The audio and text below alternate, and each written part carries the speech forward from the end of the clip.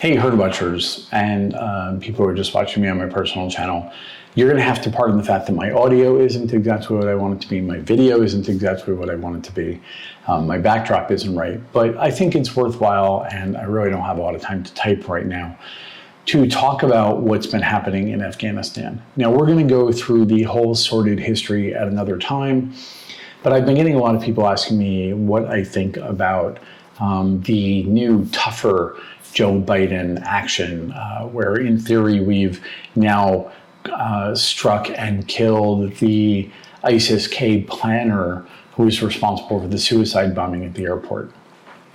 And I think that we have to find this to be a very interesting thing, and we have to look at what this means about the Biden reaction in the Biden presidency. While the chaos and the leaving of Afghanistan is a horrendous boondoggle and a complete nightmare, I think we would all like to believe that at least in the end, Joe Biden would stand up for and try and defend the lives of American citizens.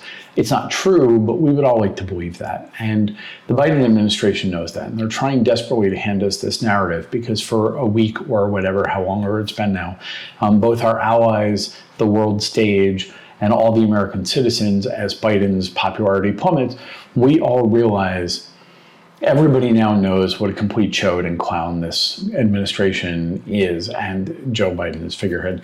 Now, I'm going to use the terms Joe Biden and Joe Biden's administration semi-interchangeably because there really is no meaningful difference.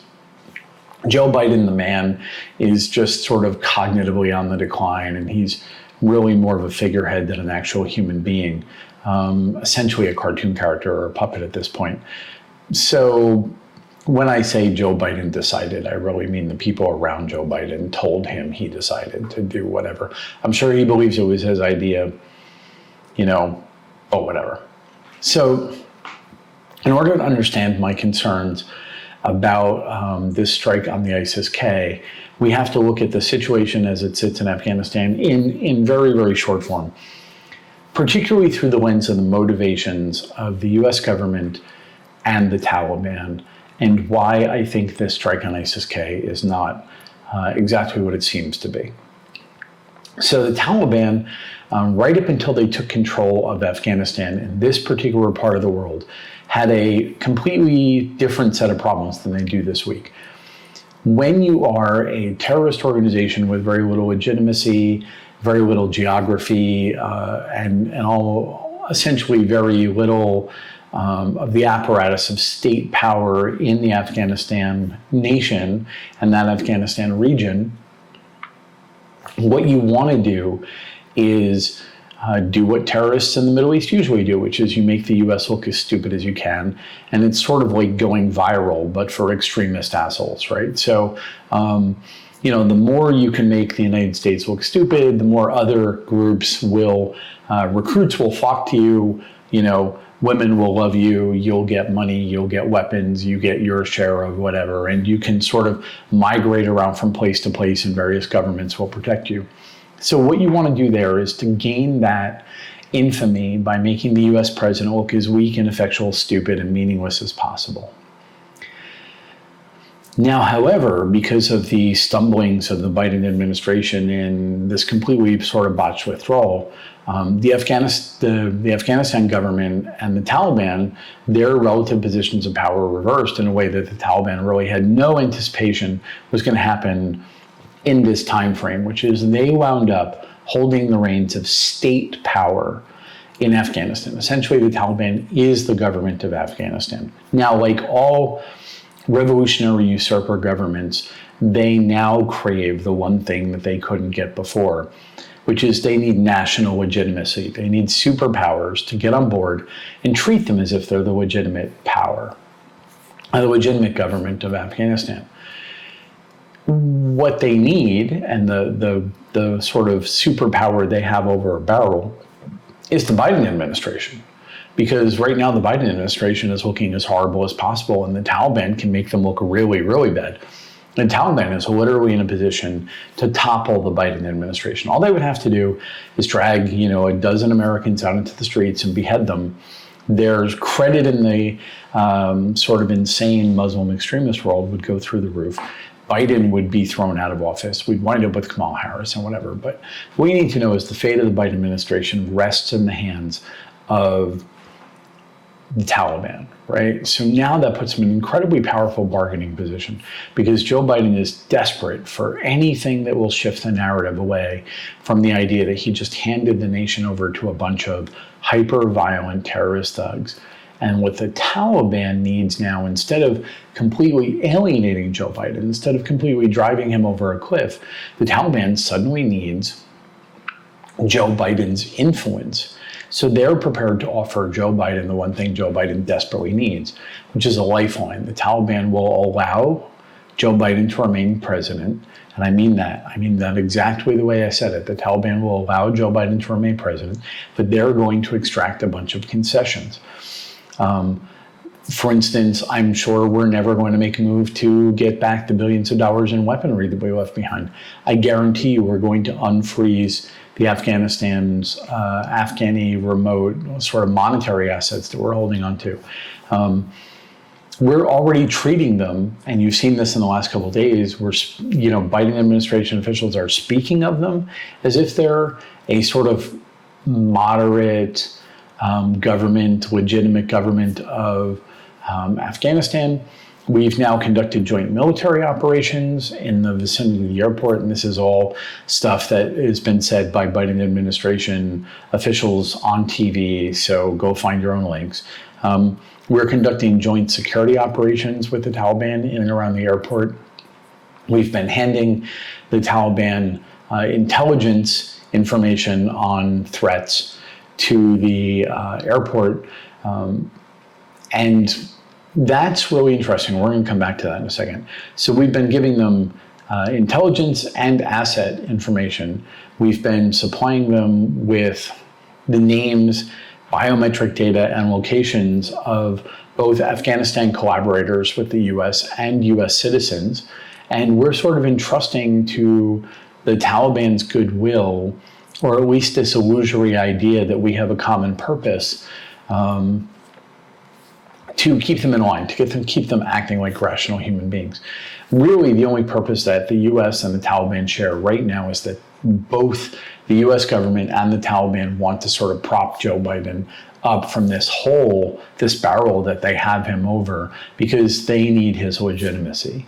So now enter ISIS-K. Now, in theory, as the narrative we're now being spun goes, ISIS-K is a sort of really, really extreme splinter off group that are our true enemy, and that the poor Taliban is doing everything it can to keep ISIS-K away from the poor Americans. But they can only do so much. Interestingly, the reason I said this was interesting is because the Taliban has actually let a crap ton of ISIS-K members, ISIS and ISIS-K members, out of prisons. Now, we know that the Taliban is perfectly capable of deciding who is and isn't an ISIS-K person and killing anybody they don't like. They will let them one at a time out of the prisons and do that. It's not like it's beyond the question, and it's not like the Taliban hasn't shown the willingness and capability to do so. So if a bunch of ISIS-K people were let out of prison and let run loose in Afghanistan, it's because the Taliban wanted them to. Now, you get this attack on the airport. Let's, for the moment, take the least conspiracy theorist version and assume that legitimately some weirdo extreme ISIS-K member got it in his head that he was going to take the chance to kill Americans while he had it, and went ahead and did so without the Taliban's permission, which is possible. What position are we now in? Now we're in a position where the US has no intelligence outside the wire. We're completely dependent on the Taliban for information about what's happening in the rest of the country. And the Taliban comes by and lets us know that they can give us the coordinates of somebody we can get rid of. And in this version of events, let's assume the Taliban hands us, the information of someone they would like to get gone. Maybe they were part of the planning for that operation. Maybe they weren't part of the planning for that operation. And Joe Biden dutifully, seeing an opportunity to talk and act tough, boom, blasts a hole in the sand in that location And now Joe Biden's going to try and claim to be a hero. And we're going to hear talk about how our Taliban partners were instrumental in assisting this effort. And everybody at that level of the state, the Game of Thrones wins, right? Joe Biden gets to kind of look like a tough guy and not the idiot coward that he is. And the Taliban gets to look like our ally against a common enemy and deflect the hatred, the rightful hatred of, the deaths of all these U.S. American soldiers. So now the more negative part of that is I don't see any reason to believe the Taliban didn't know and encourage that attack, knowing it would lead to exactly this circumstance where they could hand Joe Biden a victory and once again increase their hold over Joe Biden, because all they'll ever have to do in the future is simply imply that they knew about this attack and that Joe Biden knew about this attack.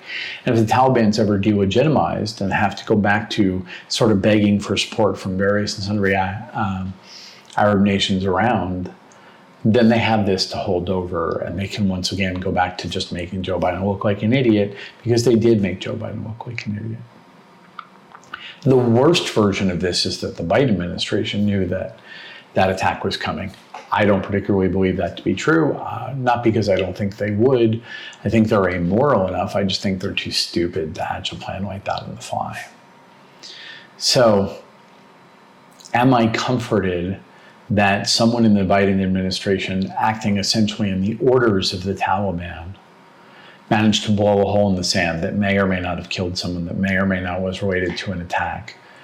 No, it doesn't make me feel any better. It certainly doesn't paint Joe Biden as a tough defender of Americans. It just paints him as a guy who now is completely under the thumb of a terrorist organization that has seized control of a nation thanks to his incompetence. And that now, in addition to everything else, we're essentially acting as their executioners. And I'm not thrilled about it at all.